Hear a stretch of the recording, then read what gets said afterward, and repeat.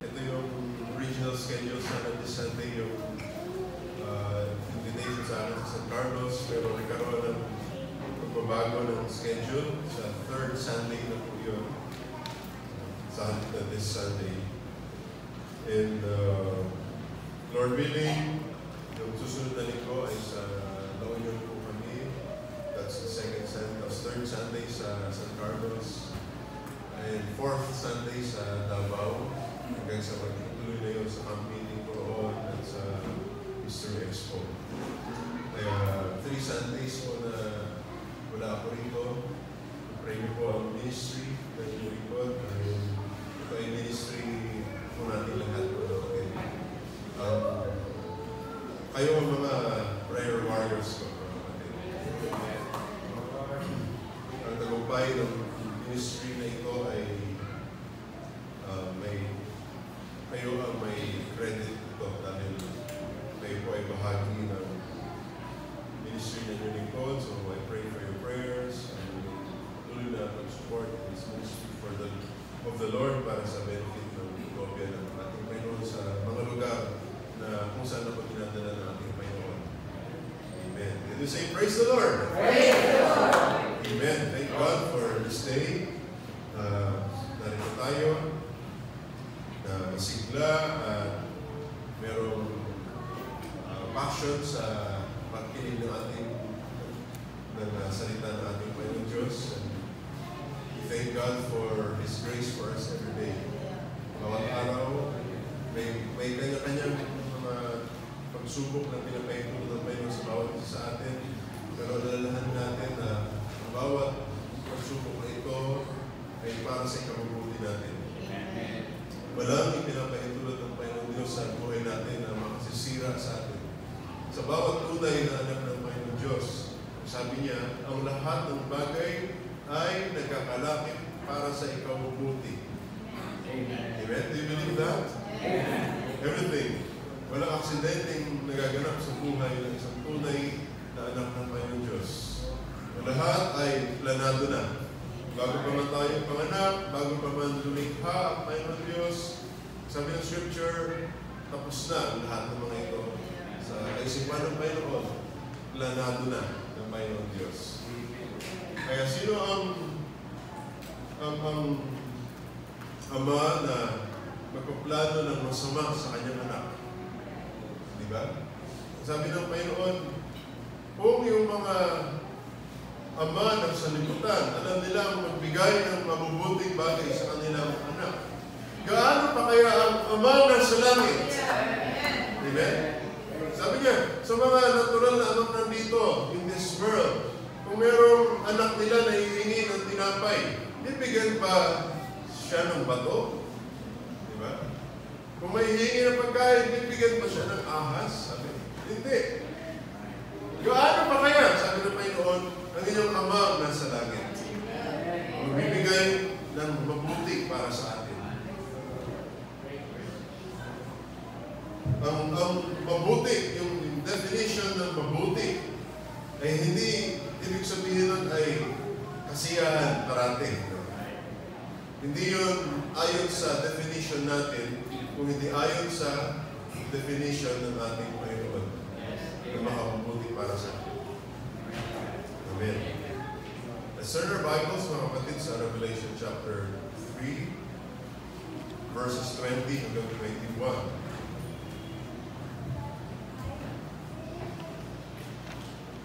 Ito ay part 2 ng ating inumpisahan series last week.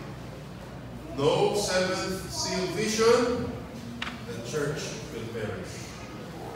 Kung walang seventh seal vision, mamamatay ang iglesia. Pero dahil nagbigay ang Panginoon Diyos sa atin ng seventh seal vision, then meron tagumpay sa kanyang nobya. Verse 20 ng Revelation chapter 3, Behold, I stand at the door and knock. Ang ating Panginoong Jesus yan. Ibig sabihin, nasa labas siya. So this is Laodicean church age. Ang huling kapanahunan ng iglesia. This is our time, the end time.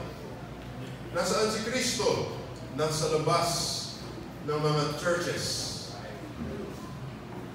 Dumating yung point na dahil sa pagsunod ng mga churches sa kanilang mga sariling mga programa at hindi ayon sa salita ng Mayroon, then kinik out nila Mayroon sa kanilang mga church systems. So here's Christ, nasaan? Nasa labas. Kumakatok siya sa pintuan. Sabi niya, sino mang makakarinig ng aking boses at pagbubuksan ako, pasok ako sa kanya, at I will sup with him and he with me. What's that? A fellowship. See? Doon lamang makikipag-fellowship ang Panginoon Diyos doon sa mga taong makikinig ng kanyang boses at papapasukin siya. Verse 21. To him that overcomes, will I grant a seat with me in my throne, even as I also overcame, and am set down with my Father in his throne. May nakalaan sa panahon natin ngayon na magtatagumpay. Amen? Magtatagumpay. Gaya ng nagtagumpay sa Kristo. Verse 20, Christ was rejected. Verse 21, Christ was in power. Okay? So may transition yan. From the rejection of Christ hanggang sa kanyang coming into power. There is something in between na naganap dito. Right? Between this time, his rejection and his power. Let's turn to the book of 1 Samuel. Joshua, Judges, Ruth, 1 Samuel. Chapter 3.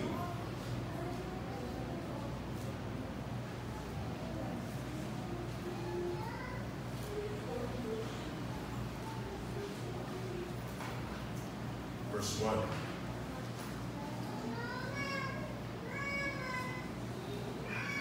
Now, this speaks about the life of Samuel.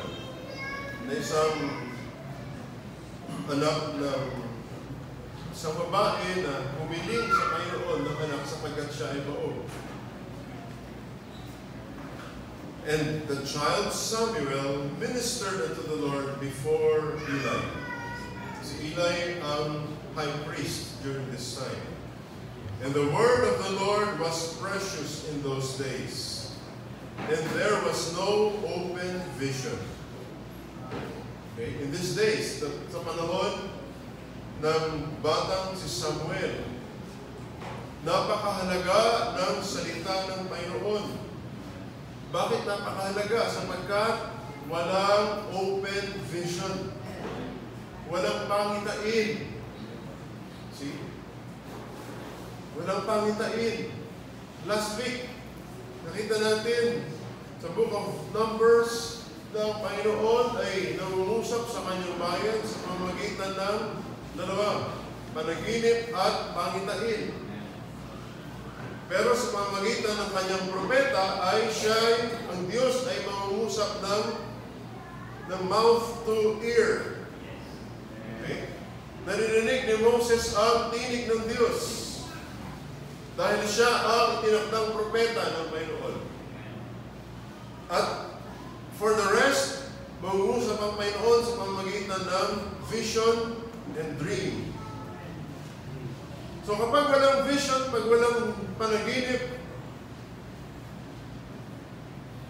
ang mga tao ay hindi alam kung ano ang nais ng Panginoon para sa kanila. Okay? Verse 2, and it came to pass at that time, when Eli was lying down in his place, and his eyes began to grow dim, that he could not see. The high priest, Eli, ay bulag na sa panahon ito. And ere the lamp of God went out in the temple of the Lord, na hindi dapat mangyari. where the ark of God was. And Samuel was lying down to sleep. And the Lord called to Samuel, and he answered, Here am I. And he ran to Eli and said, Here am I, for thou called me. And he said, Hindi kita tinawag, bumalik ka sa higaan mo. At siya ay bumalik at humiga. Verse 6, And the Lord called yet again. Sabi niya, Samuel. And Samuel arose at pumunta kay Eli at sabi niya, Narito ako, sapagkat tinawag mo ako. At sabi ni Eli, Hindi kita tinawag, aking anak. Bumalik ka sa iyong higaan. Verse 7, Now Samuel did not yet know the Lord. Neither was the word of the Lord yet revealed unto him. Sapagkat bata pa siya. At dahil siya ay ibinigay ng Panginoon kay Hana, yung kanyang ina, na baog humingi si Hana na magkaroon siya ng anak, ibinigay ng Panginoon yung kanyang panalangin, nagkaroon siya ng anak, si Samuel. Ang ginawa ni Hana ay binigay niya si Samuel yung kanyang anak sa templo para manilbihan roon. Dumating yung takdang araw nung nasa tamang gulang na si Samuel, naroon si Samuel kasama ng high priest at pinupuntahan na lang siya ng kanyang mga magulang. Every year, nakatira si Samuel doon sa tabernacle. Pinupuntahan na lang siya kada taon kapag sasamba ang kanyang mga magulang. Here is Samuel, the life of the prophet of God. Inihahanda ng Panginoon yung kanyang propeta. Narito yung simula ng kanyang pagkatawag. Verse 8, And the Lord called Samuel again the third time. At siya bumangon, pumunta kay Eli, ang high priest, at sabi niya, Narito ako sapagkat tinawag niyo ako. And Eli perceived that the Lord had called the child. Sabi niya, 3 beses na nakakarinig si Samuel ng pagtawag, hindi ko naman siya tinatawag ang Panginoon na ito. You see, nagsimulang mangusap ang Panginoon. Dahil walang pangusap na naririnig sa mga panahon yun, matagal ang panahon na. Walang vision. Pero this was the start ng pagsalita uli ng Panginoon Diyos. And this is the calling of Samuel. At sabi, verse 9, sabi ni Eli kay Samuel, humiga ka uli. At kapag tatawag uli siya sa iyo, ang sabihin mo, mangusap ka, Panginoon. Amen. Sapagkat nakikinig ang iyong alipin. Kaya pumunta si Samuel, humiga uli sa kanyang higaan. Verse 10, At dumating ang Panginoon at tumayo. Naroon ang Panginoon Diyos sa tabi ni Samuel. God came down. The seventh seal himself, Christ, the Lord, came down, tumayo. And tumawag siya gaya ng nauna, Samuel, Samuel. At sabi ni Samuel, Speak, sapagkat nakikinig ang iyong alipin. At sabi ng Diyos kay Samuel, Gagawa ako ng isang bagay sa Israel na magpapanting ang tainga ng bawat makakapakinig nito. Verse 12, Sa araw na iyon, gagawa ko ng bagay laban kay Eli, the high priest. See, so this is the judgment of the high priest, of the ministers at that time. Yes. Which I have spoken concerning his house. When I begin, I will also make an end. For I have told him that I will judge his house forever for the iniquity which he knows, because his sons made themselves vile at hindi niya sila pinigilan. Therefore, I have sworn unto the house of Eli that the iniquity of Eli's house shall not be purged with sacrifice nor offering forever. And Samuel lay until the morning and opened the doors of the house of the Lord. And Samuel feared to tell Eli the vision. So ano nakita ni Samuel? Pangitain, a vision. Verse 1, sabi doon, there was no open vision sa mga panahon yun.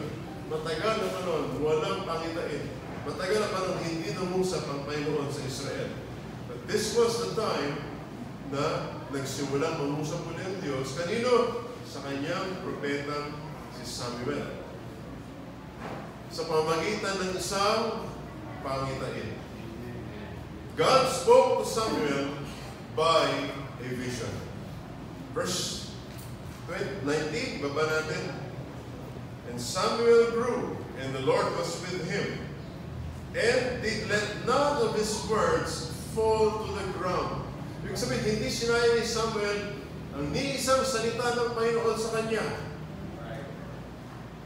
And all Israel, from Dan even to Beersheba, knew that Samuel was established to be a prophet of the Lord.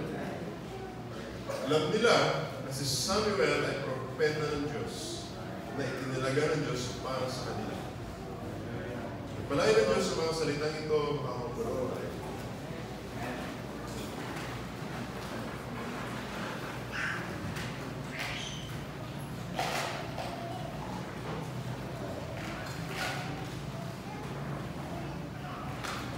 Ang vision, sabi natin, ay napakahalaga sa isang tao. Sapagkat kapag wala tayong paningin, hindi natin alam kung saan tayo pupunta. Kailanganin natin ng gagabay sa atin. Hindi tayo makakalakad ng mag-isa, hindi natin napupuntahan ang gusto natin puntahan, hindi natin nakikita ang nasa harapan natin. Nandun tayo sa lugar na ito, pero hindi natin nalalaman kung ano ang nasa palibot natin. Amen? Kahit na physically nandoon ang isang bulan, pero hindi niya alam ang nangyayari sa kanyang kapaligiran. Ganyan ang spiritually blind. Ang isang taong walang spiritual eyesight. Buhay siya, physically meron siya dalawang mga mata, pero yung kanyang kaluluwa ay patay. Ibig sabihin nun, spiritually blind. Kumikilos ang Panginoon Diyos sa kalagitnaan, pero hindi niya alam kung ano ang ibig sabihin ng mga ito patungkol sa Diyos. Kaya, anong ginagawa niya? Gigising, matutulog, kakain, tulog, di ba? Kain, tulog, gising. Ganun na lang ang pag-ikot, trabaho, di ba? Ganun na lang ang pag-ikot. At hindi niya alam kung ano ang tungkol sa ekonomiya ng Panginoon Diyos. Pero kapag ikaw ay merong spiritual na paningin, alam mo ang ibig sabihin ng bawat kaganapan sa kapaligiran mo. Alam natin ang ibig sabihin ng bawat pangyayari at sitwasyon na dumarating sa buhay natin. Alam natin na pag meron ng karamdaman o pagsubok na dumarating, kapag ikaw ay may kasiguraduhan na anak ka ng Panginoon Diyos, papasalamatan mo ang Panginoon sa bawat pangyayari at sitwasyon sa buhay mo. So pagkakalan mo na ito ay para sa ikabubuti mo. Amen? Walang masasayang na sitwasyon sa buhay ng isang tunay na mananampalataya. Ang bawat pagpatak ng pawis, bawat pagpatak ng luha, bawat paghakbang natin, ang lahat ng mga ito ay alam ng Panginoon Diyos. Kaya sabi niya parati doon sa church ages, I know your works. I know your tribulation. Nalalaman kong pinagdaraanan ninyo. Nalalaman kong ang bawat sitwasyon sa buhay ninyo. All throughout the 7 church ages, alam ng Panginoon Diyos kung sino ang kanyang mga anak, kung anong nangyayari sa kanyang mga tunay na anak, sapagkat siya mismo ang nagplano ng buhay natin. Amen? Siya ang great architect, ang great engineer na nagplano ng lahat ng mga bagay dito sa mundong ito. Eh sabi sa Hebrews chapter 4 verse 2, the works of God were finished Natapos na. Sa simula pa lamang. Pwede natin basahin yun? Hebrews chapter 4.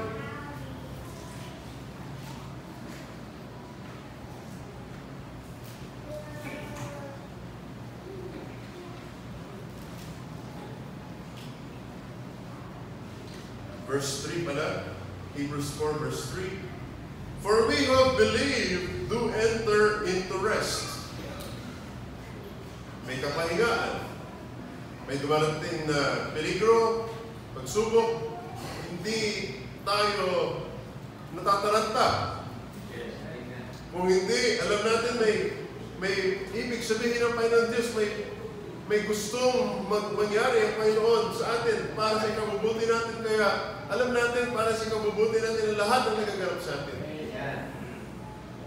Kaya may kapahingaan. As He said, as I have sworn in my wrath, if they shall enter into my rest. Although, this is the point, the works were finished from the foundation of the world. Tapos na ang lahat ng works of God before the foundation of the world. Lahat na. Everything has been finished in His mind kasi siya ang nagplano ng mga ito.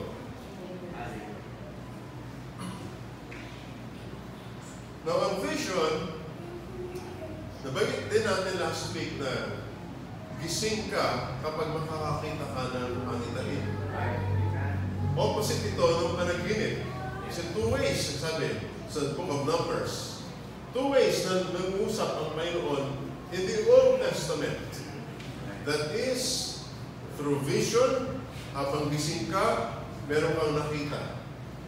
Pangalawa, habang tulog ka, may pinakita ang Panginoon Diyos sa iyo.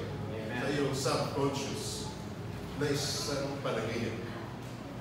See? So, whether tulog or gising, ang Panginoon ay nangungusap pa rin sa kanyang mga tao, mga bayan, kanyang bayan, Israel. And God has prophesied in the book of Joel na magaganap uli itong ganitong uri, visions and dreams. Ibibigay uli niya ito sa panahon natin in the last days. Okay? Now, isang vision ay isang bagay na ipinapakita uli. Ibig sabihin ito, natapos na ito sa kaisipan ng Panginoon. Binasa natin Hebrews 4 verse 3. Alam na ng Panginoon Diyos ang lahat ng magaganap sa buhay natin. Sa simula hanggang sa wakas. Alam na ng Panginoon. Kaya nagpakita siya ng vision sa isang bagay na magaganap sa panghinaharap. But that vision sa kaisipan ng Diyos tapos na. Alam na ng Panginoon na magaganap ito. Pero doon sa pinagpakitaan niya ng vision, hindi pa niya ito nalalaman. Kaya binigyan siya ngayon ng unang pagtingin sa panghinaharap. See, a vision. Because a vision is something na magaganap sa panghinaharap. It tells of a future event. Amen? Pero tapos na ito sa Panginoon Diyos. Pinakita na lang sa isang kinalugdan ng Panginoon Diyos na magpakitaan nito for a specific purpose. Yes, amen? Now, the time of Samuel is the time na walang pangitain, walang salita ng Panginoon na ipapangaral sa mga tao. Ibig sabihin, may kakulangan sa salita ng Panginoon. May kakulangan sa pagbigay ng Panginoon ng kanyang mga salita para sa kanyang bayan. Because this time of Samuel ay tumutukoy sa panahon natin. This is a type and shadow of our days, the last days. Na merong kakulangan sa pakikinig ng salita ng Panginoon. Iyan din ang sinabi sa I think sa Habakkuk, binanggit ito, na merong famine in the land, na hindi tumutukoy ito sa taggutom, sa literal na pagkain, kung hindi kagutuman sa pakikinig ng salita ng Panginoon. Itong pakikinig ng salita ng Panginoon ay hindi rin tumutukoy sa literal na boses na naririnig natin kapag mayroong nangangaral. Okay?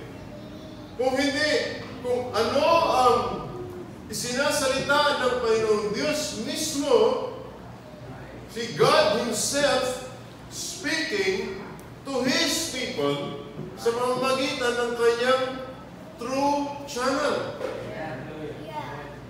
Okay? True channel. Kaya kung babalikan natin yung binasa natin sa Revelation chapter 3,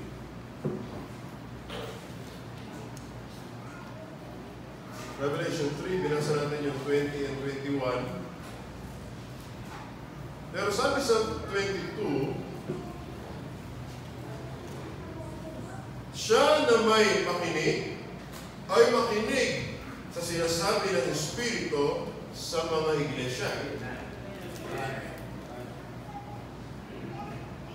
Hindi nito tinutukoy yung literal na tainga natin na mayroong kakayanang makapakinig ng boses o anumang sound.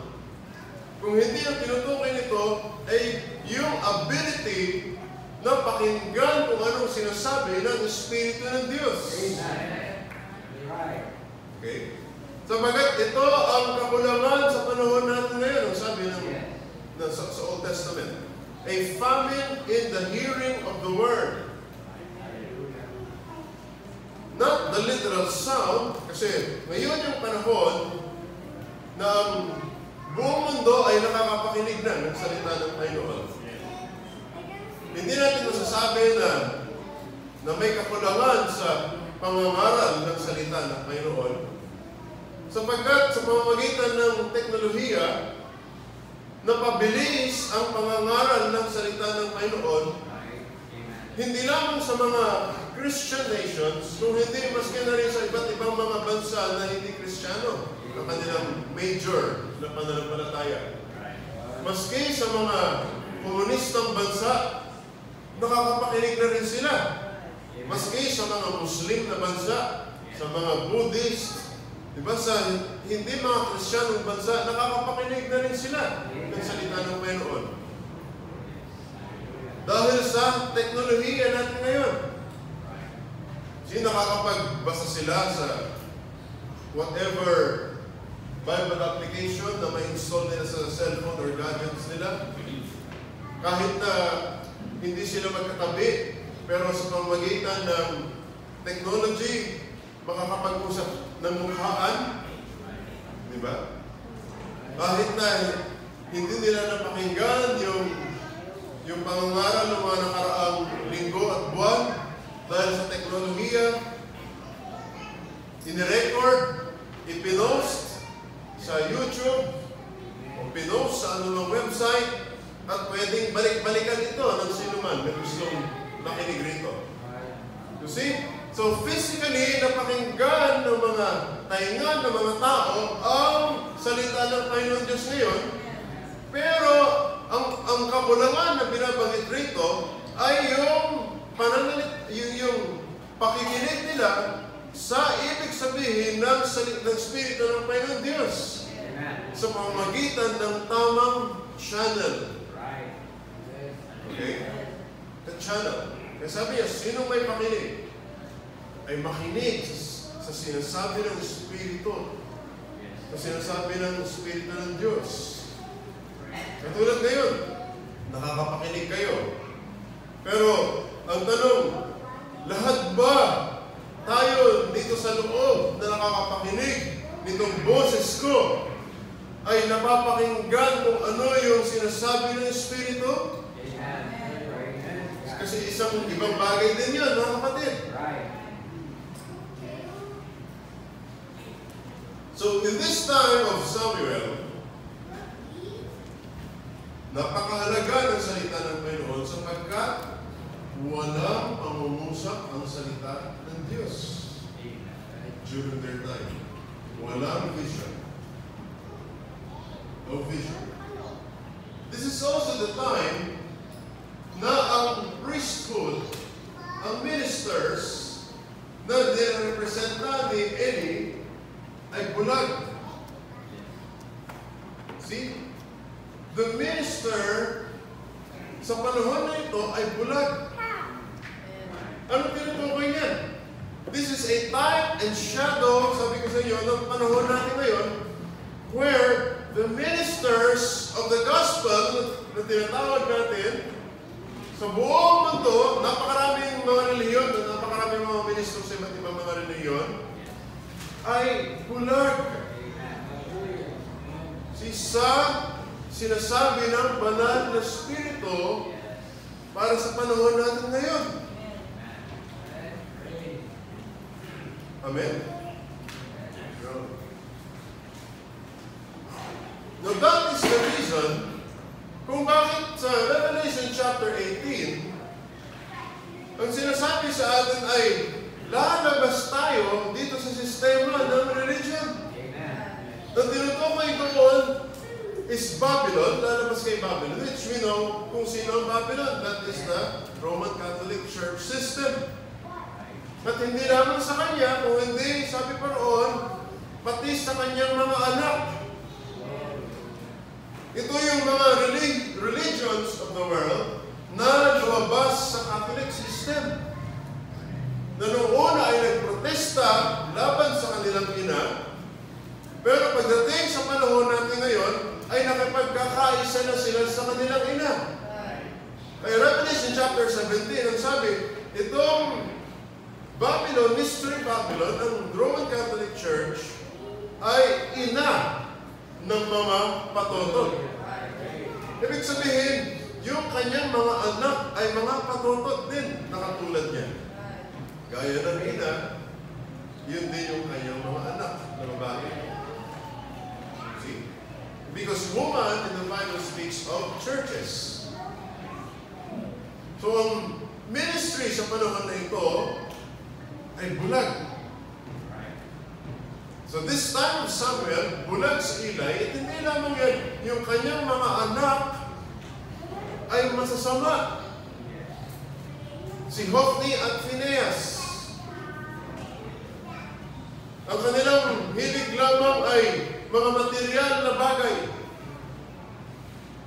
Sa halip na tulungan nila yung kanilang ama sa paglilingkod, hindi. Dahil yung kanilang buhay na pinakita ay naging katitisuran para sa Israel. You see? Kaya yung mga sakripisyo ng mga Israelites, yung mga inaalay nila sa templo as a sacrifice, ano sabi ng Scripture, ay hindi tinatanggap ng Panginoon Diyos dahil din sa kagagawan ng dalawang anak ni Eli, the high priest. See? Yung magulang, bulag, yung kanyang mga anak ay palalo. Masasama. Ay hindi ibinigay sa kanila ang pagiging susunod na high priest. Kaya ginawa ng Panginoon Diyos sa kanila, pinatay sila ng Panginoon Diyos. Yung dalawang anak. See, it tells us of our time too, na yung ministry, yung ina, ganoon din yung kanyang mga anak. Nasundan natin ang kapatid.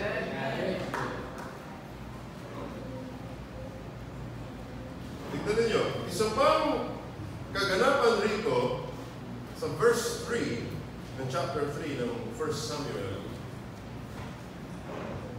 Yung lampara, yung 7 golden candlesticks na dapat sana ay nakailaw parati. Yung mga pari sa panahon na ito, ang kanilang dapat gawin ay papanatilihin nila na tuloy-tuloy ang supply ng langis. So magbubuhos sila ng langis doon sa 7 golden candlesticks para tuloy-tuloy ang ilaw. Pero ano nangyari ito sa verse 3? Namatay yung ilaw. na dapat sana tuloy-tuloy ang ilaw, pero napabayaan nila.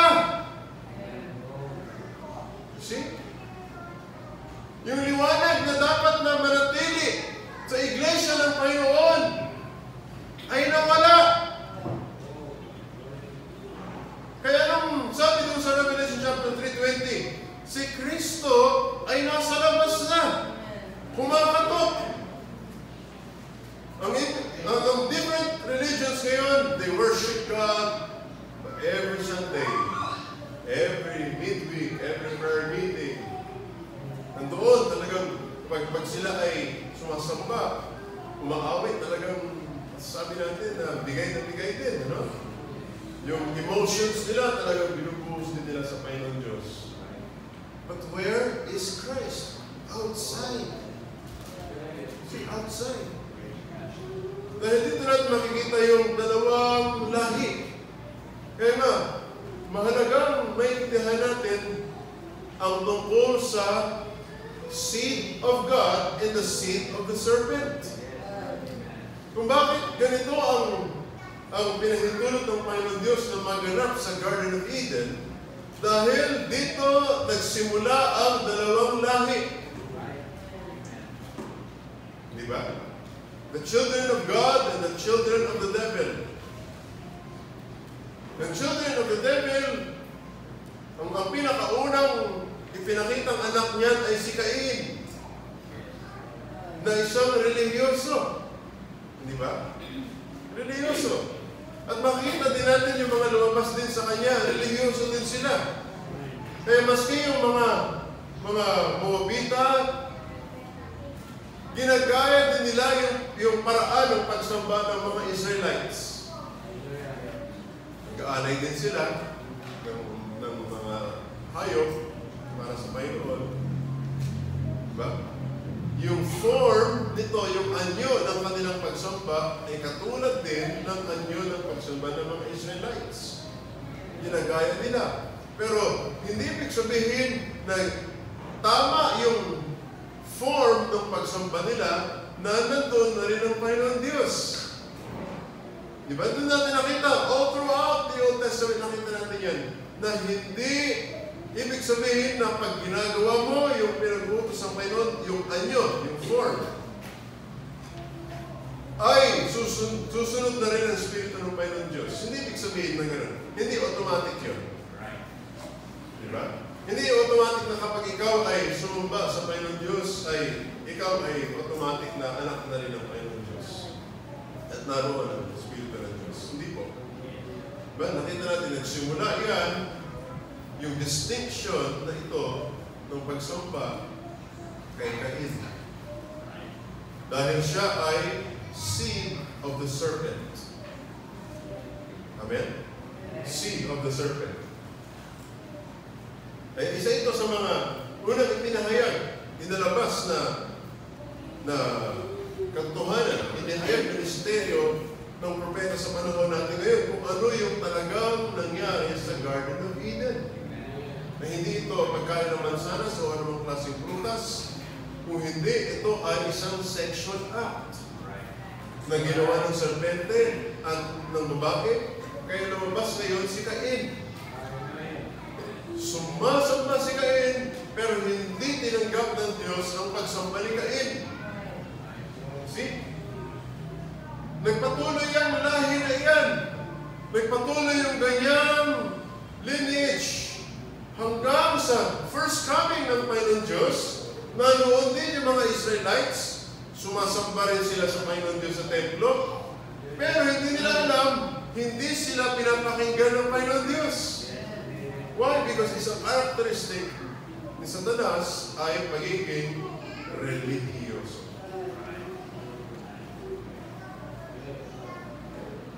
Tama ba?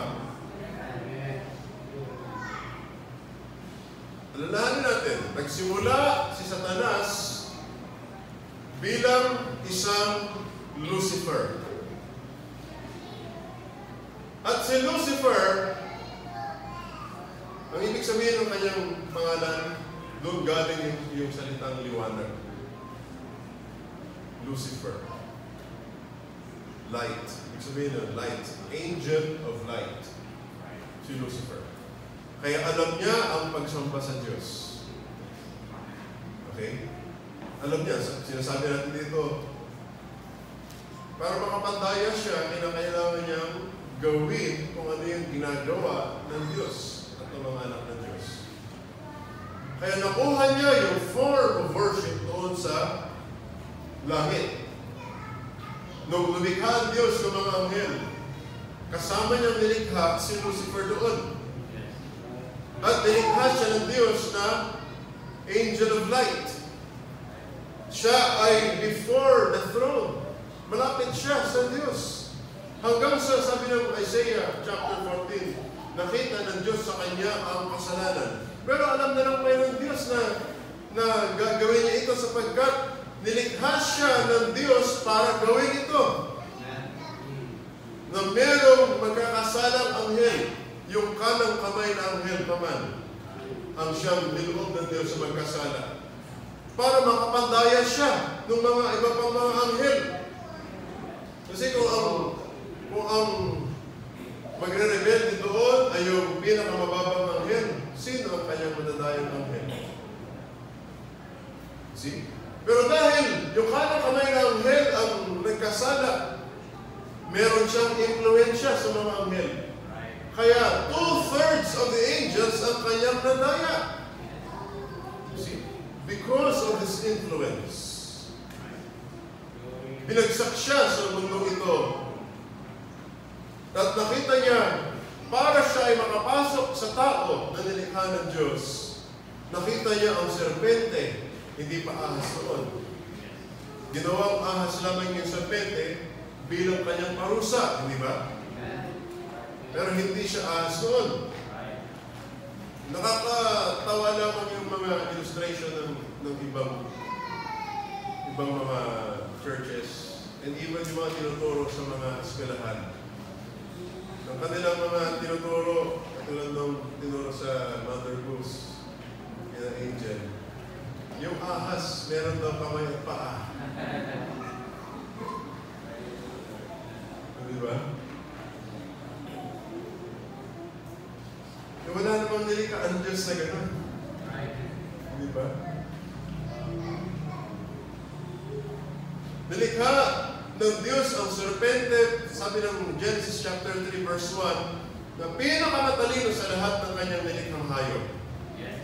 At ang talino ay sumusunod ito habang tumataas sa animal kingdom. Ang pinakamababa ay ang reptiles, mga palaka, mga ahas. Pero mas matalino sa kanila ang aso. Diba? So mas mataas na uri ng hayop ang aso. Pero mas matalino sa aso ang mga unggoy. Mas mataas na uri ng hayop. Habang tumataas sa animal kingdom, yung kanilang talino ay sumusunod din. Mas matalino. Sabi ng scripture, yung serpente ang pinakamatalino sa lahat ng hayop na nilikha ng Diyos. Kasi siya ang pinaka mataas na uri ng hayop. Mas mataas pa kaysa mga unggoy. Di ba? Siya yung hinahanap ni Charles Darwin na missing link ng tao at ng hayop. Yun yung nasa gitna ng serpente. Ito yung mga nabuhay ng maraming taon na nakalipas bago pa man likhain ng Diyos sa naman si Adam. Ito yung mga kapag-aralan natin noon ng mga sinaunang tao na nakatira sa mga kuweba. Di ba? Mga caveman, yung mga Neanderthal man, yung mga sa Pilipinas, Java man, diba? Mga Tamon man. Itong uri, yung mga serpent, hindi sila tao, sila ay hayop, pero sila ang nasa gitna ng unggoy at ng tao, ng missing link. So, bakit hindi na sila makita ngayon? Sapagkat pinarusahan sila ng Diyos para yung pinakamataas na uri ay ginawa ng Diyos pinakamababang uri. ahas. Diba? Yun ang naging parusa sa kanila. Ginawang ahas. Pero ito yung, bago pa man gawin ng Diyos yun, nakita ni Satanas itong serpente na isang paraan para makapasok siya sa lineage ng tao. Dahil hindi siya pwedeng lumikha ng tao masasama. Hindi pwedeng lumikha si Satanas ng mga masasamang anghel, ng mga masasamang tao, di ba? Dahil iisa lamang ang tagapaglikha. Yan ang Diyos. Kaya nung nakita niya na yung binhi ng serpente ay pwedeng humalot sa binhi ng tao, ginamit niya ito, pinoses niya itong serpente. Kaya, Revelation chapter 12, Revelation chapter 20, makikita natin doon na itong serpente na ito ay ginamit kay Satanas. See? Tinawag si Satanas, that old serpent. Sabi niya. Revelation chapter 12, Revelation chapter 20. Mababasa natin roon. Sabi niya, Satan, the devil, that old serpent. Because Satan possessed that serpent para makapasok sa humanity. At doon nagtagumpay, pero itong lahat ay nasa plano ng Panginoon Diyos. Para lalabas ang lahi ng Diyos at lalabas ang lahi ni Satanas. Kaya pagdating doon sa parable na tinuro ng Panginoon sa Matthew chapter 13, the parable of the wheat and tares, kung sabi niya, ang mga trigo, ito ay children of God.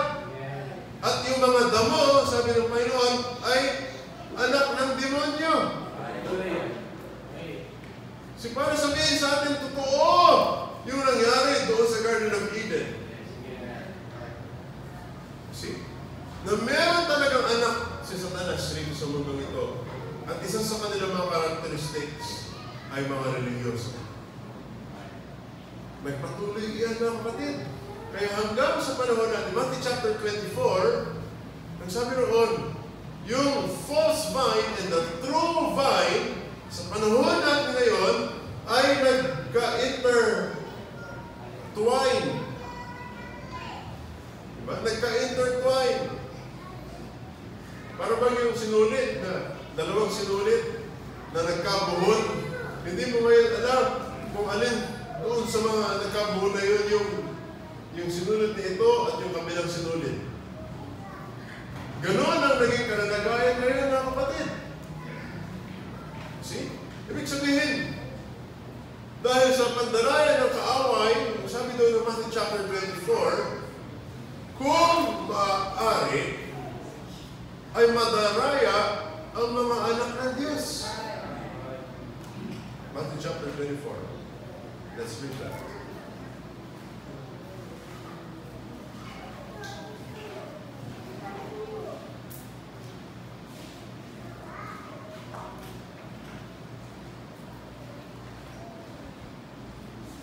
Verse 24.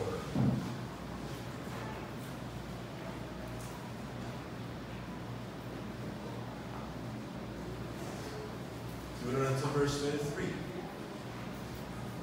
Then if any man shall say unto you, Lo, here is Christ, or there, believe it not. For there shall arise false Christs. Bakit Christ ang ginamit, hindi false Jesuses? Kasi Christ means anointed one. Kaya may mga anointed na mga maral, pero false. False prophets, preachers, nangangaral, pero mali. And shall show great signs and wonders, in so much that, kung maaari, if it were possible, darayain nila ang mga hinirang. Kung maaari. Pero alam natin, hindi ito maaari. Pero pinapakita lamang dito na dahil sa pandarayan ng kaaway sa panahon natin ngayon, na nasa kalalagayan na ng pinakasakdulan nito, may kabuhol na yung sinulid ng tama, sinulid ng masama, na hindi masabi ngayon ng tao kung sino ang totoo. totoo at kung sino ang mali. Kaysa dinami-rami ng mga relihiyon sa bansa natin at sa buong mundo ngayon, hindi alam ngayon ng mga tao nagsasaliksik kung saan ang totoo, kung saan ang mali. Sabihin ng isa, kami ang totoo. Sabihin ng kabila, hindi, kami ang totoo. Sabihin ng kabila naman, hindi, kami ang totoo. Lahat nagsasabi kami ang totoo. Lahat na totoo. Pero hindi naman, di ba? Dahil meron lamang iisang channel na binigay ang Panginoon Diyos para sa kanyang katotohanan. And the rest ay mali. Amen? Kung merong totoong pera, merong fake din na pera. At dahil may fake na pera, nagsasabi lang ito sa atin na merong totoo. Merong genuine. Okay? Pag may fake, this is a sign na merong genuine. Amen? So, dito ngayon nalilito ang mga tao. Why? Because walang open vision. Yun yung kalalagayan kay Samuel. See? Walang kalalagayan. Walang open vision. Yung ministry ay bulag. Yung mga anak, yung mga lumabas doon sa ministry ay mga paralo. Napabayaan nila ang candlesticks na dapat nagliliwanag ito pero namatay. Ibig sabihin, may kadiliman na sa mga churches. See? That is the time of Samuel, which is the type and shadow ng panahon natin ngayon. No, the time of Samuel is also the time na nireject ng Israelites ang Diyos na kanilang hari. 1 Samuel chapter 8.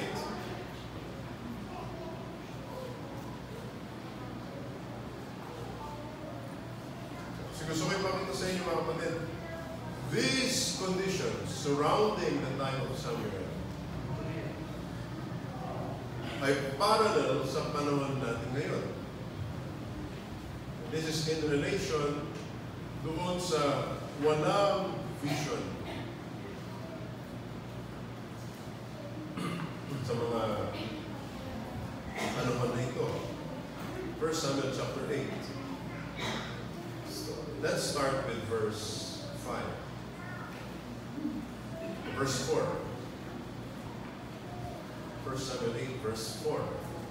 Bababa. Then all the elders of Israel gathered themselves together and came to Samuel unto Ramah and said unto him, matanda ka na, Propeta Samuel. Yung mga anak mo, hindi naman sumusunod sa lakad mo. Ibig sabihin, pag wala ka na, sino ang susunod na mamumuno sa amin? Kaya sabi nila, no, make us a king to judge us like all the nations. Gustong gumaya ng Israel sa lahat ng mga bansang nakapalibot sa kanila na kung saan ay pinamumunuan sila ng hari, bawat isa sa mga bansang yun. Ang Israel lamang ang hindi pinamumunuan ng isang earthly king, kung hindi ang Diyos ang siyang gumagabay na mamuno sa kanila. At ginagamit na bibig ng Diyos during this time ang kanyang mga propeta. Okay. Sabi, verse 6, hindi nagustuhan ni Samuel ito. Nung sinabi nila, bigyan mo kami ng hari that will judge us. And Samuel prayed unto the Lord. Verse 7, sumagot ang Panginoon kay Samuel, pakinggan mo ang boses ng mga tao sa lahat ng kanilang mga sinasabi, sapagkat hindi ikaw ang tinalikuran nila, kung hindi ako ang kanilang tinalikuran. Ayaw nila na ako ang mamuno sa kanila. Ayaw nila So hindi nakikita ng Israel na ang hari nila ay ang Panginoon Diyos, na gumawa sa kanila ng iba't ibang mga kababalaghan, iba't ibang mga milagro. Di ba? Sino ba makapagpapakain sa 2 milyong tao na nasa ilang for 40 years? Sino ang literal na hari makakagawa nun? 2 million na tao, 40 years, saan kukunin yung mga pagkain? Di ba? Kaya nagpaulan ng Diyos ng mana at nagpaulan ng Diyos ng pugo. Para meron silang carbohydrates at meron din silang protein. At saan tayo makakakita ng supply ng tubig doon? Wala doon supply ng tubig sa disyerto, sa ilang. Walang gripo doon. Pero nagpalabas ang Panginoon Diyos ng tubig sa pamamagitan ng malaking bato. Di ba? So yung ganang mga kababalaghan, nakita ng mga, naranasan ng mga Israelites, pero hindi nila na-realize na ang kanila palang hari ay ang Panginoon Diyos. Sapagkat hindi nila nakikita ng kanilang dalawang mga mata. E pansinin ninyo, parati silang bumabalik sa paggawa ng mga Diyos-Diyosan. Diba? Dumating yung time na iniipon nila yung mga hikaw nila, yung mga pintas, yung mga singsing. Diba? Iniipon nila yung kanilang mga alahas. At tinunaw nila ito at ginawa nila itong mga Diyos-Diyosan, mga baka. Diba? Golden calves. Parating ganito yung kanilang mga ginagawa. Pupunta sila sa isang bansa. Kung ano yung Diyos ng bansa doon, gagayahin nila. Sasambahin nila. Bakit? Kasi gusto nila, meron silang nakikita na kanilang Diyos. Bakit? Kasi sila ay nakatingin sa mga pisikal na bagay at hindi bukas yung kanilang mga spiritual eyes. Kasi nakita natin yung isang bayan, pag wala silang spiritual vision, sila ay pupunta parate sa kung ano nakikita ng kanilang mga literal na mga mata. Nadidiktahan sila ng mga pisikal na mga bagay. Pag wala sila spiritual vision. Amen? Katulad na lang ng hari. Gusto nila magkaroon sila ng pisikal na hari. Hindi sila kontento sa isang hari na hindi nila nakikita. Kahit na naranasan nilang kapangyarihan ng Panginoon Diyos, gusto pa rin nila na isang pisikal na hari. Amen ba? Amen. Kuminsan ito yung nakakapigil sa isang Kristiyano, mga kapatid. Yung 5 pisikal na pandama. Kung ano yung nakikita, gusto natin may makita tayo. Di ba? Para maniwala ang isang tao ngayon, kinakailangan meron muna siyang makita. Para sa kanila, sa isang karnal na tao, to see is to believe. Diba?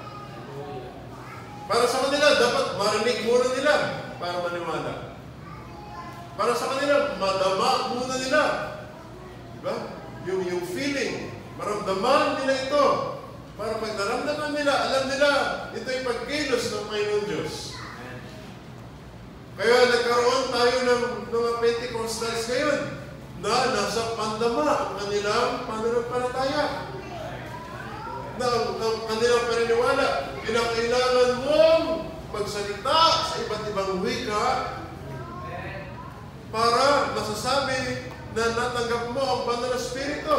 Pero alam natin na hindi iyon ang totoong ebidensya na nasa taong Espiritu Santo. Diba? So ano yun? Yung kanilang pisikal na dilang nagsasalita at yung kanilang pisikal na tainga na nakakarinig. Nakuha lang ng kapatid. Kailangan makakita muna sila ng isang taong gumaling para sila manampalataya. Tama ba, mga kapatid?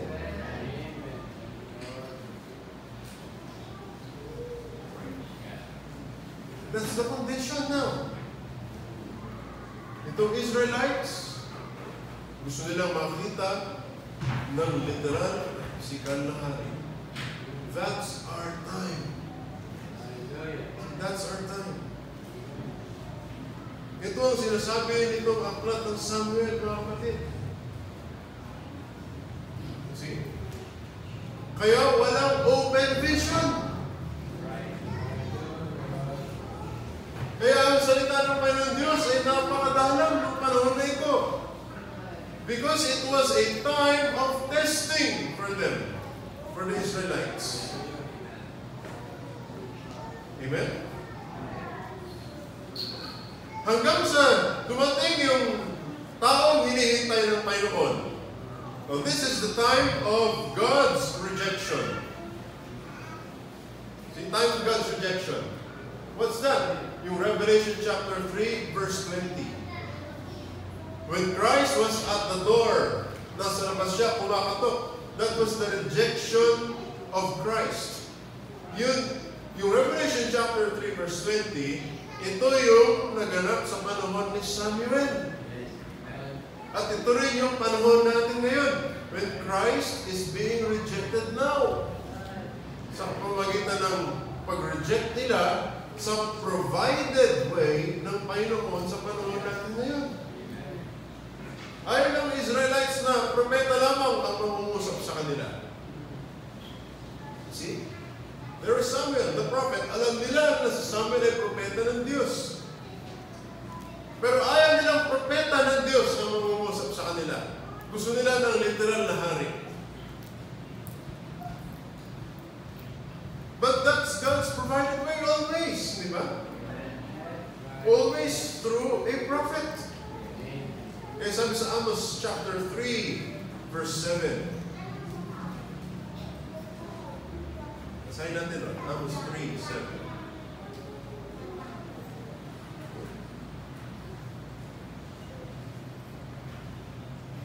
Surely, walang ibang gagawin ang Panginoon Diyos, kundi ipahayag ang kanyang sikreto kanino? Sa kanyang mga alipin. Sino yung mga alipin niya? Ang mga propeta. See? Sabi, walang ibang gagawin ang Panginoon Diyos, kundi ipahayag ang kanyang mga sikreto sa kanyang mga propeta. So that's why He used prophets all throughout, from the Old Testament up to our time, because ganyan ang programa ng Panginoon Diyos. And God cannot change. So ayaw na mga Israelites sa propeta ng Diyos, si Samuel. Gusto nila ng literal thing. Even though si Samuel ang naging last judge nila, kita natin sa Judges, in the book of Judges, ang pinaka-huling hukom nila was Samson. Pero bago dumating ang rejection nila, sabi ng 1 Samuel chapter 7 verse 15.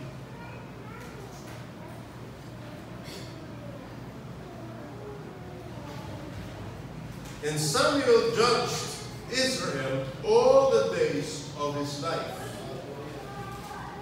Na nagsasabi sa atin that Samuel was the last judge of Israel. Bago dumating sa mga hari.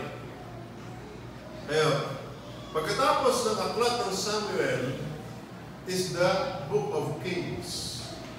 Kasi dito may pinikwento ang mga haring namuno sa Israel.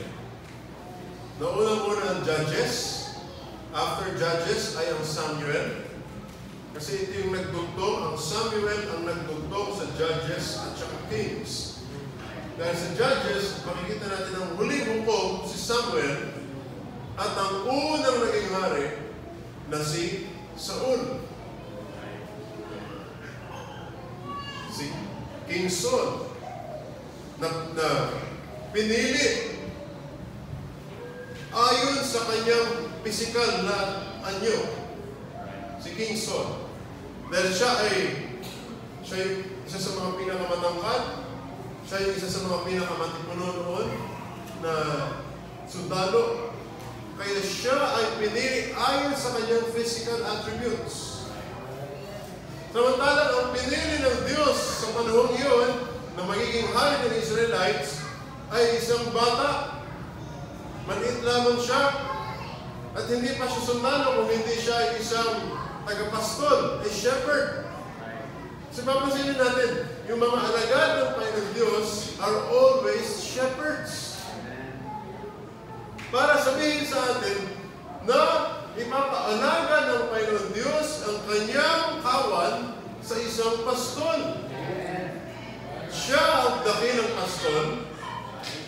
Si Abel ay isang pastol. Si Seth ay isang pastol. Ito yung mga anak ni Adam. Yung lahi, yung lineage of God ay mga shepherds. Si Noah ay isang pastol. Si Abraham ay isang shepherd, pastol. Isaac, Jacob, mga pastol na mga ito.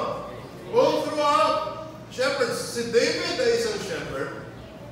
Samantalang yung kabilang lahi ni Cain, ito yung mga matatalinong tao nag-imbento ng sibilisasyon, nag-imbento ng siyensya, nag-imbento ng maraming mga bagay sa mundong ito na napapakinabangan natin dito. Subalit ito rin yung naging malaking dahilan kung bakit maraming mga tao ang nadaya dahil sa imbento ng siyensya. Amen? Sa kabilang lahi, the seed of God, shepherds. At nananatili pa rin hanggang sa panahon natin yan. Kaya ang ibinigay na ulo ng kawan ng Panginoon Diyos sa bawat totoo niyang church ay mga pastors. Diba? Pastors, shepherds na mga alaga sa kanyang kawan. So here we can see, mga kapatid, yung kalalagayan. Madalang ang pagdating ng salita ng Panginoon, walang pangitain. Paano nila malalaman ang kalooban ng Panginoon pag walang pangitain? Walang salita ng Panginoon, walang propeta, walang panaginip. Bulag ang ministry. Yung mga anak niya ay panalo. At namatay yung ilaw sa loob ng sanctuary. Walang iliwanag sa mga churches. See? The condition of the time of Samuel and the condition of our time. Okay? Tingnan niyo yung kalalagayan. But this, sa kabila ng ganitong kondisyon at sitwasyon, ay ang pagtawag ni Samuel. Pagtawag kay Samuel. Sino ang pagtawag kay Samuel? Sa kabila ng kalalagayan ng mundo natin ngayon na ganito, na may mix up na sa lahat na ng relihiyon, na may tinipon na, pinagkaisa na sa pamamagitan ng World Council of Churches.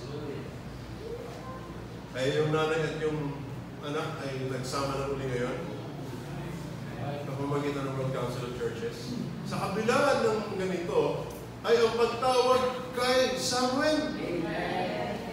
Para magkaroon ng vision muli. Para bumalik muli ang salita ng Panginoon sa mga Israelites. Ay tinawag ng Diyos si Samuel. Samuel! Nandito pala si Brother Samuel.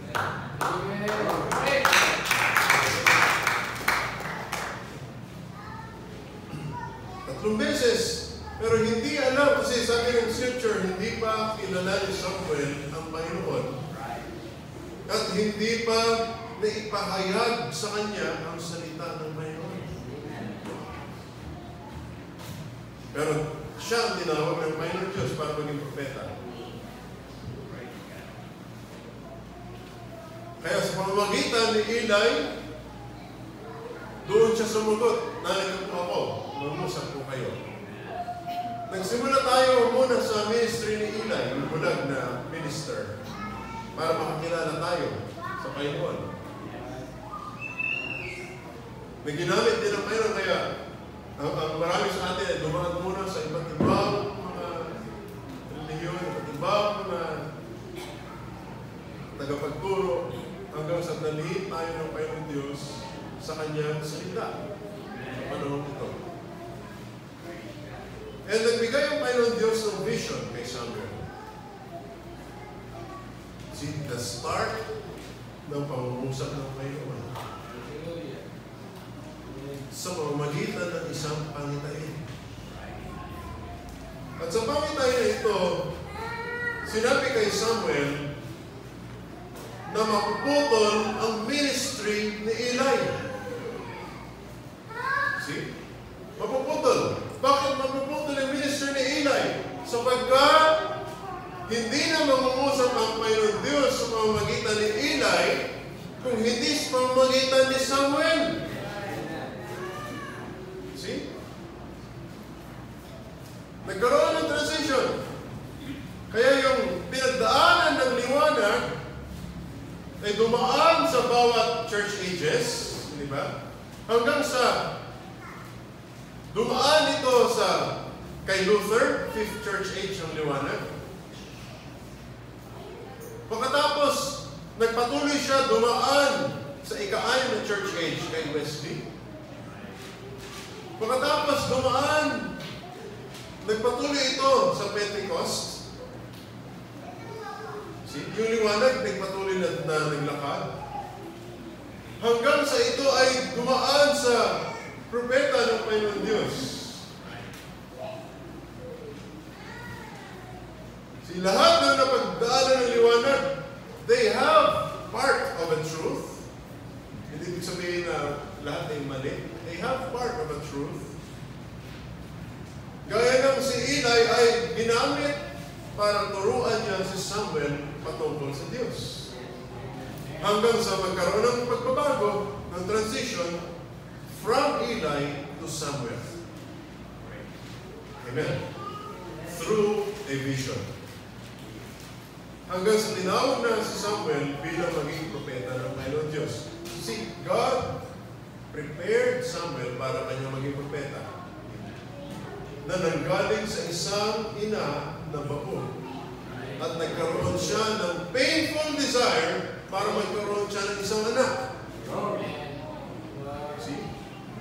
Kung hindi nangyari ito kay Hannah, yung ina ni Samuel, kung si Hannah ay mabilis lang na manganak, then walang magkakaroon na, hindi makakaramdam si Hannah ng desperation.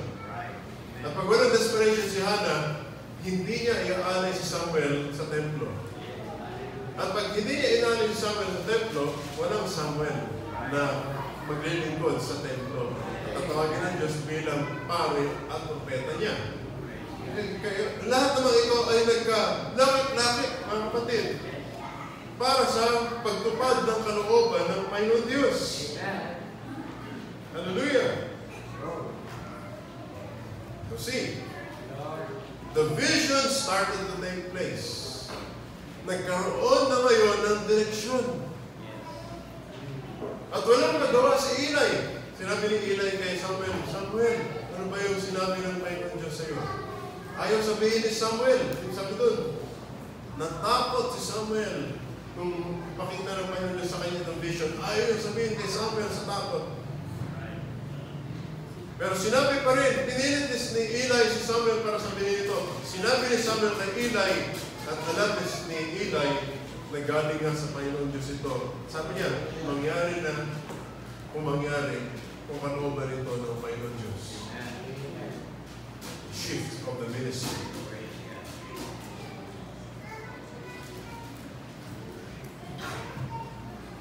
Anong sumunod na nangyari dito? Noong panahon ni Samuel, nagsimulang dumating ang salita ng Panginoon. O basa natin sa chapter 4, verse 1. And the word of Samuel came to all Israel. Bakit kasi? Doon na nagsimula mangusap ang Diyos kay Samuel. So, i-atras natin ang isang verse, that is verse 21 of chapter 3. And the Lord appeared again in Shiloh, for the Lord revealed himself through Samuel in Shiloh by the word of the Lord. Okay? Pinahayag na ng Diyos ang kanyang salita kay Samuel. At si Samuel naman ang nagbigay ng pangungusap na ito sa mga Israelites. O dito na kayo nagsimula ang pangungusap ng Diyos sa pamamagitan ng propeta si Samuel. At ang nagbigay daan nito ay sa pagbukas ng isang vision, pangitain. Sa kung ano ang mangyayari sa panghinaharap. See, this vision gave direction kay Samuel at sa mga Israelites kung anong mangyayari sa panghinaharap. What happened? Nakipaggera ang Israelites sa kanilang mga kalaban ng mga Philistines. Natalo ang Philistines, ang Israelites sa mga Philistines. Na-capture nila ang Ark of the Covenant. So yung Pilisteo, anong ginawa? Inilabas nila sa templo. Nung natatalo ang mga Israelita sa pakikipaglaban, sabi nila, dalhin nyo rito yung Ark of the Covenant para manalo tayo. Kasi sila ay nakatutok sa physical na nakikita ng kanilang mga mata. Akala nila pag nandoon yung Ark of the Covenant at kasama nila, nakikita nila, nahawakan nila, akala nila, kapiling nila ang Panginoon Diyos. So pinalabas nila yung Ark of the Covenant sa labas ng templo na hindi dapat gagawin sapagkat yung Ark of the Covenant ay dapat manatili sa kanyang kinaroroonan. Natalo ang Israelites kahit na nandoon yung Ark of the Covenant. Na-capture ng mga Pilisteo yung Ark of the Covenant at dinala nila sa kanilang lugar. At nung malaman ito ni Eli, nung binalita sa kanya, naatake siya sa puso at namatay. Sa pakikipagbaka din na ito, namatay yung dalawang anak ni Eli. Kaya nung mga anak, yung asawa ng isa sa dalawang anak ni Eli, binigyan niya ng pangalan na verse 21 ng chapter 4.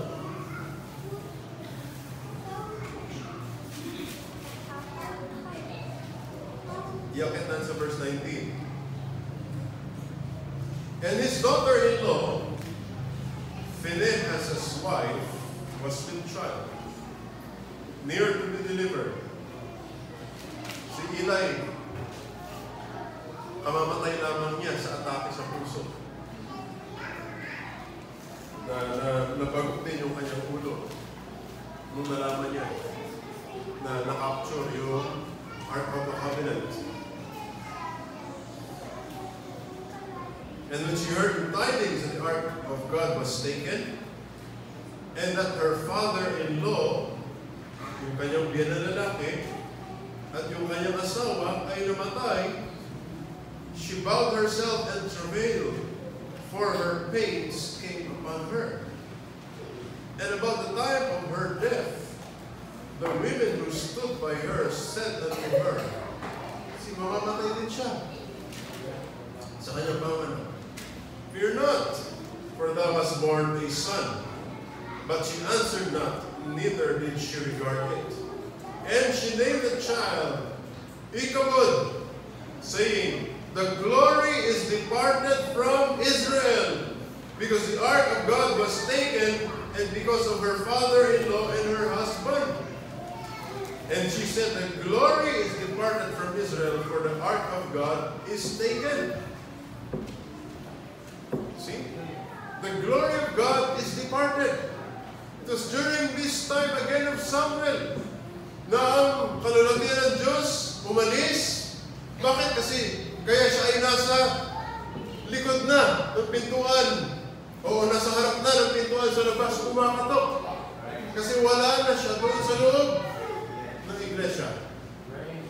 departed.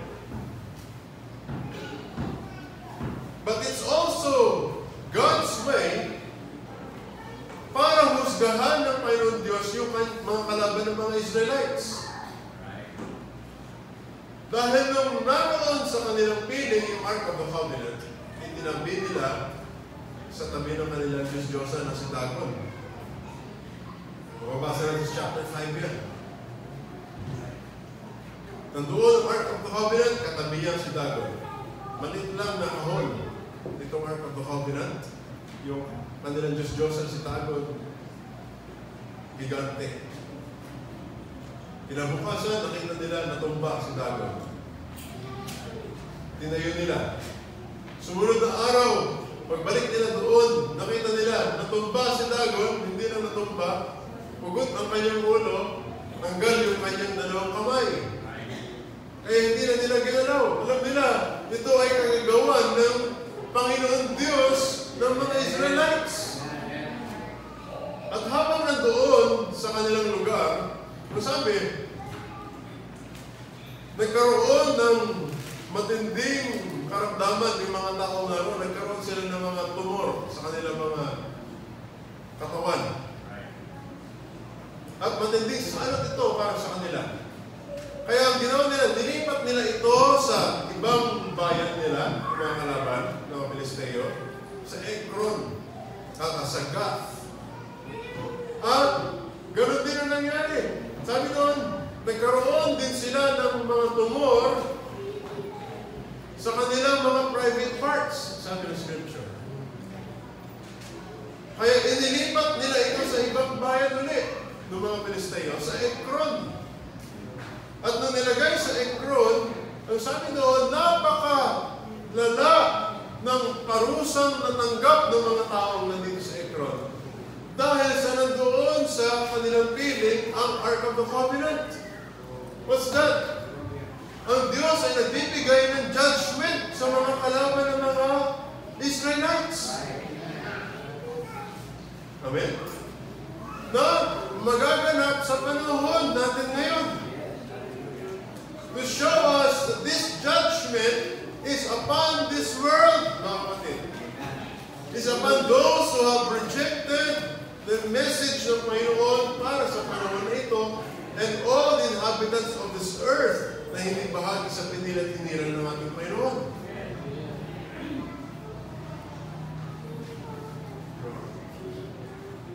Gaano katagal na nangyari ito? 7 months. 7 months.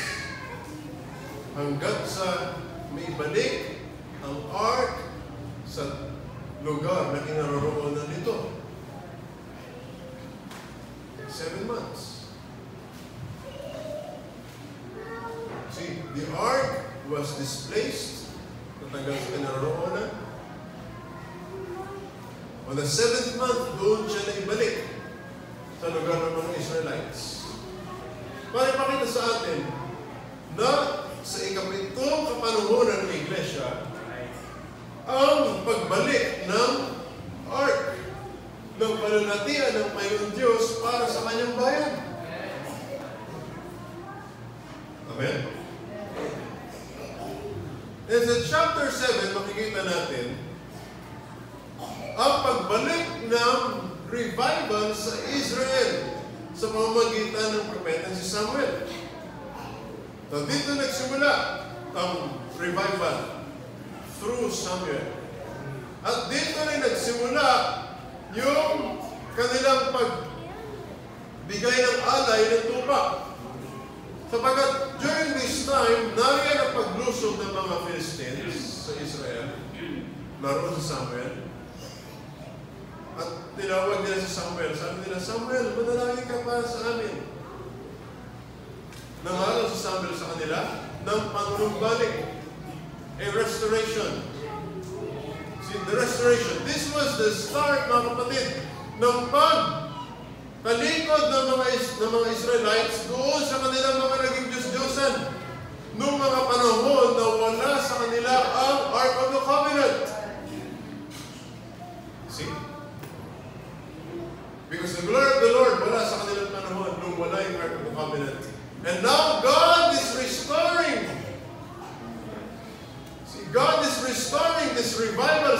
Israelites sa pamamagitan ni Samuel. Pero nagsimula muna siya, sabi niya, tanggalin muna ninyo ang mga Diyos-Diyosan at manumbalik kayo sa totoong Panginoong Diyos ng Israel. Ihanda ninyo ang inyong mga puso para sa Panginoon at siya lamang ang inyong dapat na paglingkuran.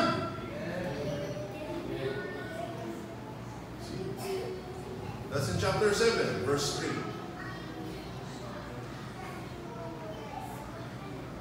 And Samuel spoke unto all the house of Israel, saying, if you do return unto the Lord with all your hearts, sa 1 Samuel chapter 7, verse 3.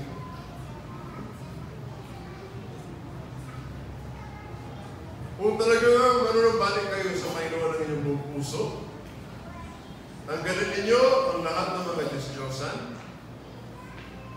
and Ashtaroth, yun yung pangalan ng Diyos-Diyosan na kanilang sinasamba ng time. Ihanda ninyo ang inyong mga puso para sa Panginoon at siya lamang ang inyong paglingkuran.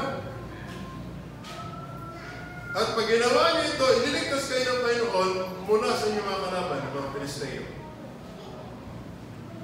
Verse 4. Then the children of Israel, tinanggal nila si Baalim and Ashtaroth, yung mga Diyos-Diyosan nila sa panahon yun, at pinaglingkuran ang Panginoon lamang.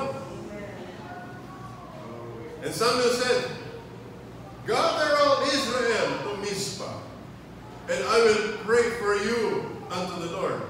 Mizpah means watchtower. Watchtower at tagabantay.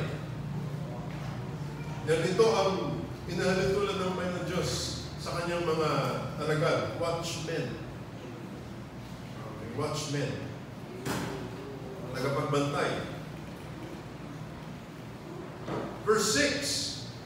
And they gathered together to Mizpah, drew water, poured it out before the Lord.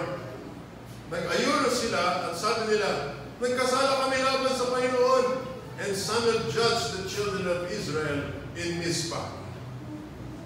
See, this was the time ng pagbalik ng revival sa Israel sa pamamagitan ni Samuel, the last judge. See, the last judge during the time of the rejection of the king. The last judge bago dumating ang paghahari ni Haring David. See, the time when Israelites rejected the King of Kings, you see, when Christ was at the door, and in between also the time ng paghahari ni Haring David, na sa panahon natin, the Son of David, Jesus Christ Himself, when He will come into power during the time of the millennium. Amen?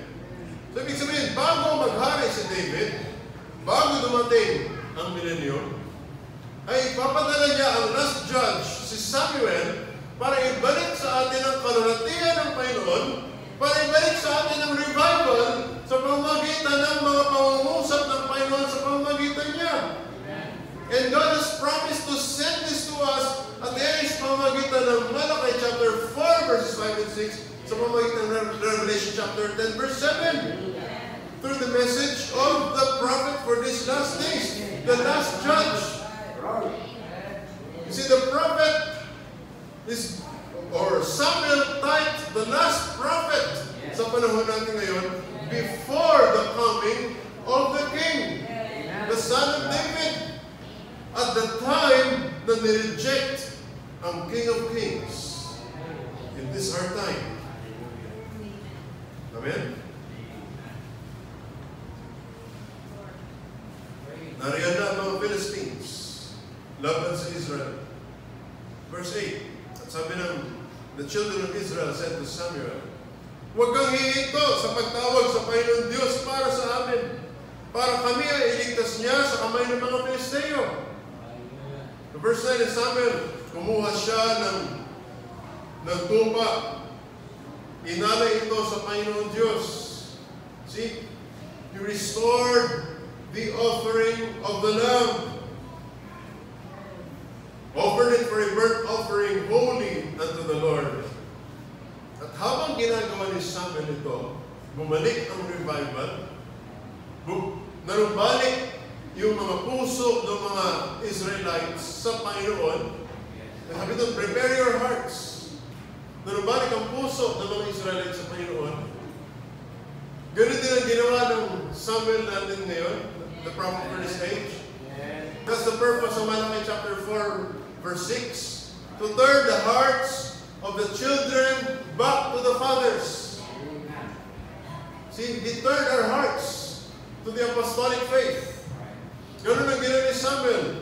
He turned the hearts of the children of the Israelites back unto God Himself. He restored the right way of worship. You see? Nung nag-alay siya ng tupa, God's only provided way of worship. Nireject niya ang alay ni Cain, tinanggap niya ang alay ni Abel. And all throughout, ganoon na naging pattern, mga kapatid. Which means, yung kalulatian ng Panginoon Diyos ay bumalik sa panahon ni Samuel. Bumalik ang salita ng Panginoon sa panahon ni Samuel. Bumalik ang vision na galing sa Panginoon sa panahon ni Samuel. At sa panahon din ito, when all the past years ay naging talunan ng Israel, this is the time of the first victory na naranasan ng Israel laban sa mga Israel. Laban sa Filisteo. Okay, verse 10, sabi noon, habang nag-aalay si Samuel ng burnt offering, lumapit ang mga Filisteo laban sa Israel. But the Lord thundered with a great thunder on that day upon the Philistines. At itinaboy sila at tinalo ang mga kalaban nila, mga Filisteo. You see? Para makita sa atin that this is not our battle, mga kapatid. Hindi ito pangipaglaban natin sa laman at sa dugo. Hindi ito karnal ang pangipaglaban. Hindi natin kalaban ng mga tao, sino ng tao rito, hindi. Kung hindi, sabi ni Pablo, tayo nakikipaglaban sa mga principalities against spiritual wickedness in high places. Ano ito? Ang mga demons. See, devils, spirits of demons. Ang kalaban natin dito, who are possessing and anointing different people sa mundong ito, going against us. Tinakalaban, pinapersecute ang bawat tunay na mananampalataya ng Panginoon Diyos. You see? And what did God use para talunin ang mga Philistine ito? Kulog, thunder. Kaya nga He promised to us in Revelation chapter 10 na magpapadala siya ng 7 kulog. Dahil ito ang gagamitin niya para i-reveal, i-restore sa atin yung mga divinely revealed mystery truths. Amen? Dahil yung kapahayagan sa mga ito ang siyang magpapanumbalik sa ating mga puso. Pabalik sa mga apostolic faith. Amen.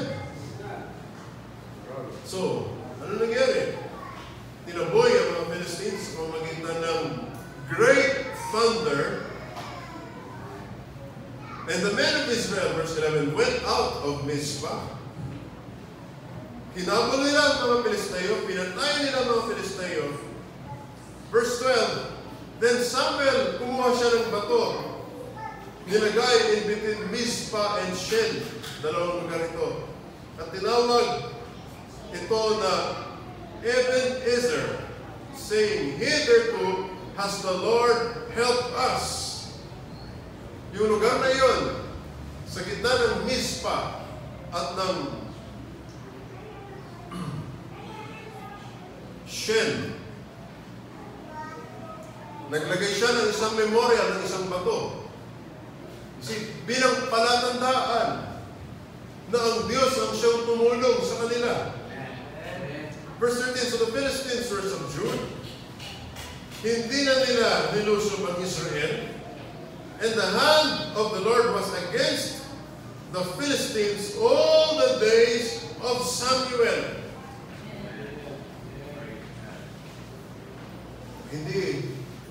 Hindi naging kalaban ng mga Filisteo ang Israel. kung hindi ang Diyos ng Israel. Verse 14, hindi lamang yun. And the cities which the Philistines had taken from Israel were restored to Israel. Naibalik yung mga nakuha sa kanilang mga syudad, yung mga lupain ng Israel, na-restore sa kanila ito, naipanumbalik. Para sabihin sa ating mga kapatid na ito yung panahon of restoration. See? This is the time, the last days is the time of restoration. Then anong sabi ng scriptures na gagamitin ng Panginoon para gawin niya ang restoration? Ito ay sa pamamagitan ni Elijah. Diba sabi ni Jesus Christ, Elijah shall restore all things. Kailan magaganap yan? Now in these last days. To fulfill the scriptures, the prophecies in the Bible. Ipapanumbalik sa atin kung ano yung nawala ni Adam. Yung dominion. Kung si Adam na may buhay na walang hanggan, pero kahit na siya ay nasa laman, hindi siya dapat mamamatay. Pero namatay siya. Ibabalik ng Panginoon Diyos itong na-enjoy ni Adam bago magkasala ang walang kamatayan. Nawala kay Adam ang fellowship sa Diyos, pero ibabalik at ibinabalik ng Panginoon Diyos itong fellowship sa Kanya. Tinanggal kay Adam ang dominion at ibabalik ng Diyos itong dominion sa bawat isa sa inyo, mga kapatid. Every true bride of Jesus Christ. And that is through the message of Samuel. The revival na sinimulan sa pagtawag kay Samuel sa pamamagitan ng vision na nagbigay ng direksyon sa Israel. See, the vision of how God speaks para sa kanyang bayan. Para malaman nila kung saan sila tatahak, ano ang kanilang gagawin. Restoration of revival, restoration of the glory of the Lord. Pinumbalik ng Panginoon Diyos sa panahon natin ngayon. See, this time, our time. Kung sabi, this will be in its full manifestation. Kailan? Hindi pa ngayon. Nagsisimula ngayon. Pero may papakita ang full manifestation. Ito yung sundulan ng pagpapakita nitong demonstration of this pagdating ng squeeze. The squeeze. Pag nariyan na yung pag-persecute, pag-pressure sa bawat tunay na mananampalataya ng ating Panginoon sa panahon natin ngayon. Kapag sisimulan na i-implement yung kaparosahan sa mga hindi magiging bahagi ng World Council of Churches. Kapag magsisimula ng huliin ang mga naninindigan para sa katotohanan, doon magsisimula ang full demonstration ng kapangyarihan ng ating Panginoon Diyos. Nangyari yan doon sa unang church, in the book of Acts, nung pinuli nila ang mga apostol, doon pinakita ng Panginoon Diyos ang kanyang kapangyarihan para mailabas sila sa kulungan. At ganyan din ang mangyayari ngayon, mga kapatid, sa panahon natin. Through the ministry of Samuel, sa panahon natin ngayon.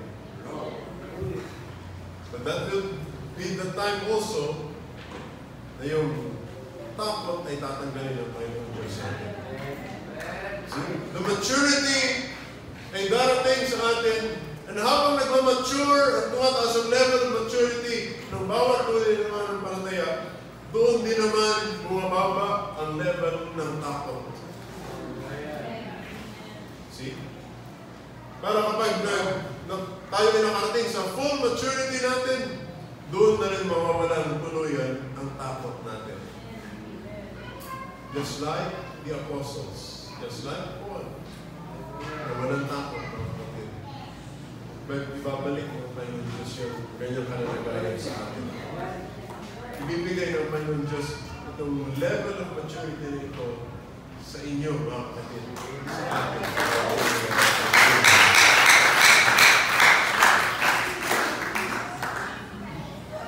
So without the vision na binigay ng Diyos kay Samuel, hindi nila malalaman ang ganitong mga bagay. Mananatiling talunan ang Israelites pag wala yung vision na pinakita ng Diyos kay Samuel. But with this vision na binigay ng Diyos kay Samuel, ito yung nagbigay ng direksyon sa kanila, sa kanilang dapat na tatahakin. Kaya ano nangyari sa kanila? Nakita natin, doon sila nagkaroon ng tagumpay laban sa kanilang mga kaaway. Isang tagumpay lang ang kinailangan nila sa mga Pilisteo para tumigil yung kanilang mga kalaban sa pagpaglaban sa kanila. See? One sweet victory, mga kapatid, ang ibibigay ng Panginoon Diyos para sa atin. Bawat isa sa atin, bawat individual. See, one sweet victory ang ibibigay niya. Nakaranasan sa bawat isa sa atin.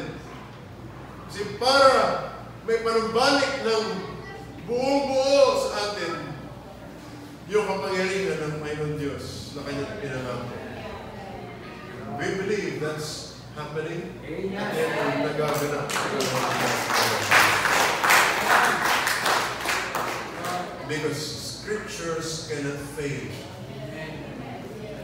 Scriptures are prophecies. At hindi sinungaling ang Panginoon Diyos.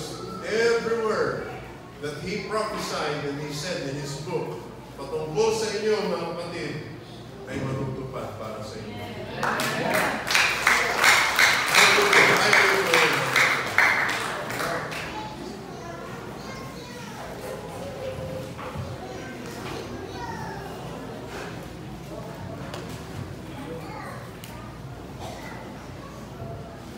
Alalahanin natin sa panalangin natin si Sister Corazon, ang kapatid ni Brother Ernie, na nasa hospital.